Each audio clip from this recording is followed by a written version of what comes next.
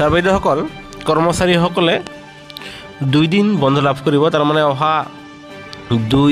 June তাৰিখে আনহাতে অহা 3 জুন মানে 2 জুন আৰু 3 জুন তাৰমানে অহা সোমবাৰ আৰু মঙলবাৰৰ দিনাখন কৰ্মচাৰীসকলে বন্ধ লাভ কৰিব আৰু এই সম্বন্ধে বিভাগীয় জাননী প্ৰকাশ পাইছে সেয়েহে ভিডিঅ'টো সম্পূৰ্ণ চাব আনহাতে অসমৰ চৰকাৰী কৰ্মচাৰী আৰু পেঞ্চনাৰসকলৰ প্ৰতিটো হেতুৱা খবৰ প্ৰতিটো হেতুৱা জাননী সকলোতে আগত পাবলৈ আপোনালোকে আমাৰ চেনেলটো নিশ্চয় লাইক এটা দি চেনেলটো শ্বেয়াৰ আৰু ছাবস্ক্ৰাইব কৰি নাপাহৰিব সেয়েহে আমি এই ভিডিঅ'ৰ আৰম্ভণিতে আপোনালোকক এয়া ক্লিয়াৰ কৰি দিবলৈ ওলাইছোঁ যে আপোনালোকে অহা 2 দিন মানে 2 তাৰিখ আৰু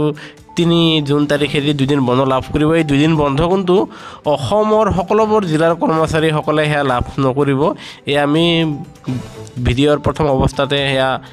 ক্লিয়াৰ কৰি দিছোঁ অন্যথা আপোনালোকে ভুল বুজিব পাৰে আৰু এই বন্ধ লাভ কৰিব কেৱল অসমৰ এখন জিলা আৰু সেই